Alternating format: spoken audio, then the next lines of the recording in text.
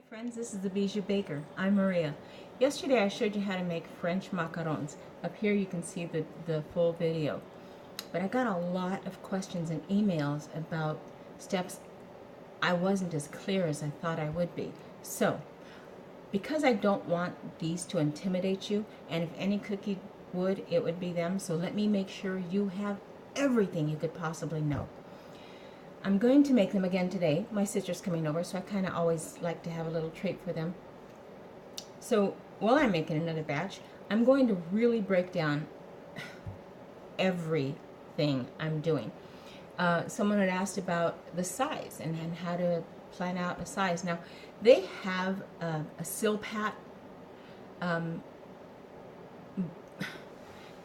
It's basically like reusable parchment paper, very flimsy, very sturdy, it's a cool product. I just prefer parchment paper, but they've got them exactly marked off on what size and how many will fit on a pan and whatnot specifically for French macarons.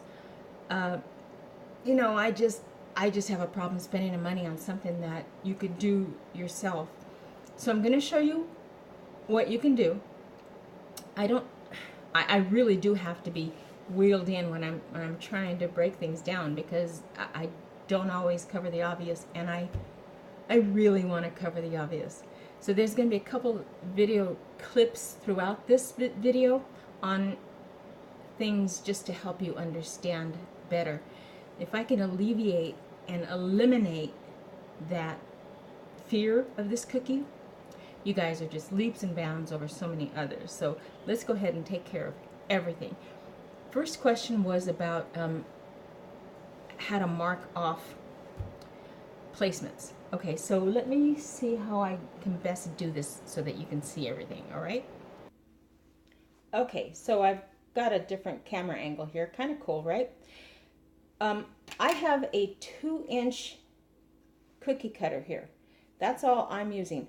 Go around your house and look for something that size, and 2 inches is a really good macaron size. And I've marked off here, and I've got just a couple more to do. And it really is just that simple. Okay, now you're going to turn it over because you don't want to have to worry about the lead and the pencil and whatnot. So now you've got a really good marked sheet. You see that? Another thing I do want to have you do is cut the paper exactly to where it lies flat. This particular roll of parchment paper that I use goes just a little beyond, and most of the time that's not gonna be an issue. But for this baby, if you do that and it bends, you're gonna have a treat to eat, not something that you'll be able to use. So this is tip number 1. Okay, so go ahead and lay it out. Make sure it's perfectly even, laying flat inside your cookie sheet, whatever size cookie sheet you have, and mark your circles, and you're ready to go. I don't think one batch will make this many, but rather have too many and not need them than need more and not have them.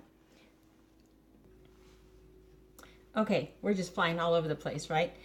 Another tip that you'll want to really keep in mind, and this goes for all baking, not just macarons. Your egg whites, you really need them at room temperature. When they're cold, it's kind of like when you get older. It takes a little longer to get going in the morning. Same with the egg whites when they're room temperature. Get them at when they're cold. Get them at room temperature. Get those bodies of the egg whites going and let them, and they're going to really combine and fluff really well. Yesterday I had mentioned that you'll use cream of tartar if you have it. Until you get this down, I really wish you would go get it. If you don't have it, you could substitute cornstarch, but cream of tartar is going to be your best bet. And like I said, until you get this down, until you know exactly and you're comfortable, then you can go without it. And again, like I said, it's just whipping up a little bit faster when you use it. And that's just, I'm not going to number these tips because there's a lot, but I don't want to miss anything for you, okay? And when you are making egg whites in any kind of meringue, you absolutely do not ever want any of the yolk in there. So you've got your eggs. Here's how you, I know it sounds silly, but this is how I crack and separate my eggs. There's 100 different ways. This is just how I do it. That's all. But if your egg yolk seeps into it, don't use it. Don't use it because it won't fluff. It won't turn into a good meringue. So keep that in mind, okay? So separate them. And if you have like 9, let's say you have a bunch of egg whites that you want to separate. Usually when I make macarons or any kind of meringue, I separate my egg yolks, and so I'm going to make a pasta with the egg yolks. I'm not doing it this time though. So I separate it. After it's separated and I know that the yolk is full and solid in one piece, then I'll use that egg white, okay? So that's another tip. Okay, so I've got my meringue at a good stiff peak, and it's stiff because it doesn't fall back on itself. It just stays up, okay? This is where you want to add your color and your flavoring. Now, you know I'm not, sorry, it's just me, sorry. You know I'm not a fan of artificial flavors. This is one I would kind of have to go that way because you're only going to use a drop or two to get the flavor you want. And adding other things to this, don't do it. Let me just say, I've never done it. I wouldn't want to do it. Even infusing it, you can find a way. There's always a way. But this would be the one exception where I say artificial flavoring, imitation flavoring would be, you know, if you want raspberry flavored macarons, then you would use the raspberry flavoring, but not the oil. Oil is going to break it. The fat is going to break the meringue. So, and then this is where you, of course, add the food coloring if you want to. So, this would be the time to do that. Now, because this is the make or break point for your macaron, I've added the flour, the almond flour and the sugar together. This right here is when you're sifting it, that's where you would add your cocoa if you wanted to make your chocolate macarons. So what am I doing? I'm really kind of just mixing. You can fold it in, but you should. It's a delicate mixture. But I'm putting the camera here so you can see exactly what I'm doing. And it's just this over and over. I'm smashing it a little bit, but not too much, okay? So you'll see as we continue that it's going to get wetter and wetter. That's what you want. You want that the sugar is dissolving and you're going to get a really good gloss.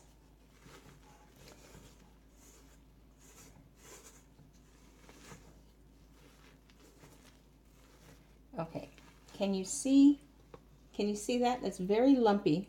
It's very chunky. Although the powder is fine, it's just not mixing well.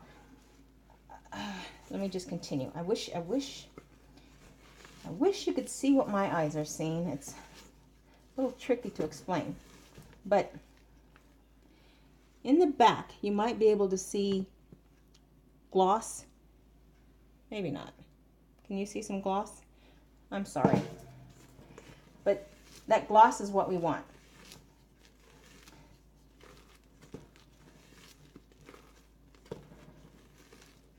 I wonder if you can see it better this way. Is that better? I can't see what you see, so forgive me. All right, let me just continue. But it's wet, not just mixed, it's wet. It looks wet and sticky. That's what you want.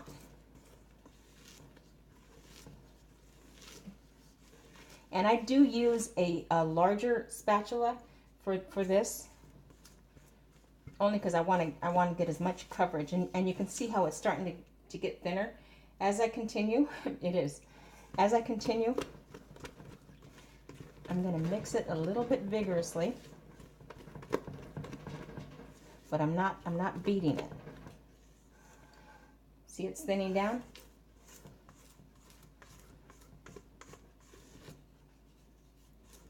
And we're looking for, I don't know, like a box cake mix. Okay, there you go. See how that's running? Now you can see it's glossy. You've got to see that gloss. Right? Okay, let's just say right. And then again, you're going to run your knife through, or your spatula, and it should come together. It's not coming together fast enough, so it's not time.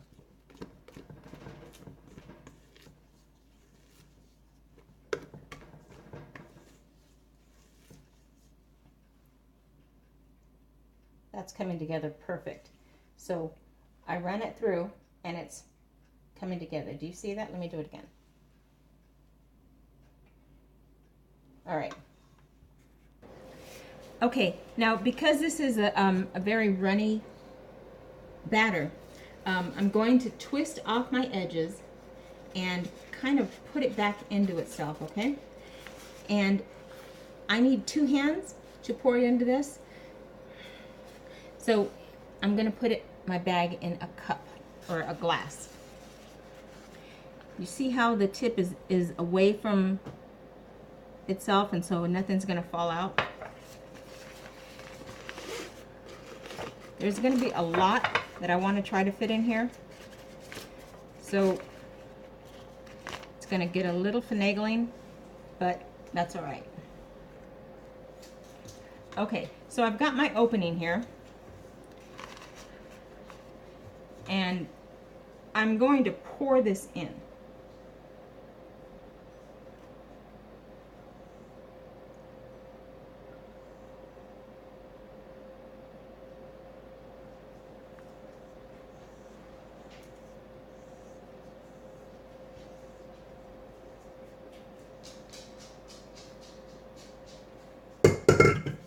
All right, perfect.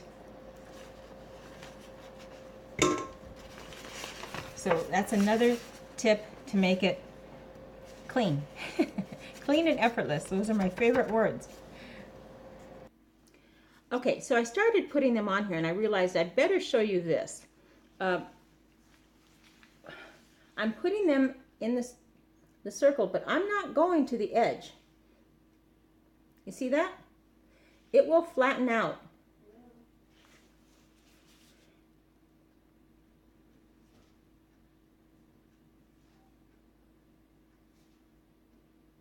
Okay?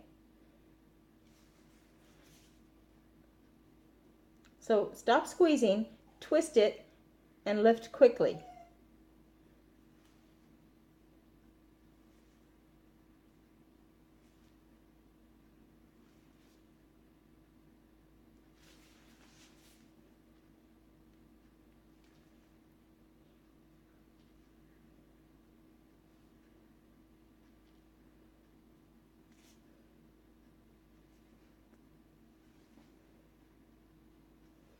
All right? I'll finish these up. All right, so I have just about enough, not a bad batch. All right, so I'm gonna tap it. And then you can see, let me see if I can move this. There's an air bubble. Can you see that? Well, I don't want to leave it like that, so I'm gonna kind of just swish it around to encourage it to melt back into each other. Well, I don't want that there at all. Can you see the air bubbles? I don't know if from there you can see it. Well, let me just bring them to you. How's that? All right.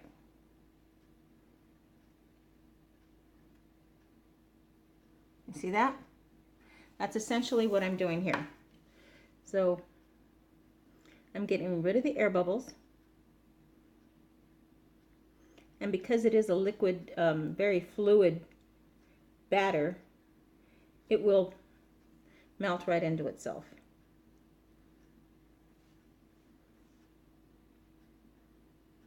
But especially if you're going to decorate these things, you really don't want air bubbles because the heat will bring the air up and they will pop and then you'll have a hole. All right. Okay, these are going to sit for up to half an hour or however long it takes to crust up. Yesterday I had the fan going and it happened very fast. So I might do that today just to check to see how consistent it is. Again, remember, this is not a cookie you want to make in humidity because you want it to dry. That dry air is going to give you that top coat, that crust. And this isn't a cookie you want to rush. So I'm going to let this sit. I'm going to come back in about 10 minutes to see how it's doing. I'm not going to turn the oven on until just before I'm ready, until it's about ready to crust. So if I'm checking it and it's like, oh, it's almost there, okay, that's when I'll start to turn the oven on, and I'll turn it up to 300. Now, it goes right in the middle. Most of your baking should go right in the middle rack. It's just getting your best heat, top and bottom. And if you try to do 2 layers or 2 sheets, you can do it. I'm never going to say never. Don't do it. I don't do it because one is it works best for me. But you may be that one little wizard that you can do 2 or 3 sheets at a time. So you figure what's going to work for you. One works for me. So I'll be back with the crusting of it. Okay, I'm going to show you something, and I have to tell you, this was so hard for me to do. It killed me to do it, but I think when you see why I did it, hopefully you'll appreciate it, because my heart just sank. But I took the cookies out too soon because I want to show you what it looks like in case you decide, oh, I think they're done. I think they're done. I think they're done. I'm going to take them out. Don't take them out too soon. This is what happens. Okay, so you could see that the center is not done, though the outside's nicely done, but not fully baked. I teetered at that stove thinking, no, they don't need to see. This is fine. Let's just do them right. But I messed them up so that you could see. I'd rather they mess up. You know I can do it, so that's not the question. But I want you to remove anything intimidating with this cookie. So it's still a good snack. And for my sisters, I'll go and I'll make some more right now. But I took them out so that you can see. And I was going to under mix them so you could see that they'd crack. I didn't do that. That one was hard enough for me. They don't flatten out if they're under mixed, and you'll have more of a ball. So if you're finding that's happening, you just didn't mix them enough. No for next time. So this, no for next time. Let them cook completely. Let them bake completely. So I think that is all there is to the tricks of the macarons. So give it a try. You know, let it intimidate you a little bit, but you're better than a cookie, baby. All right, my friends, until next time, happy baking.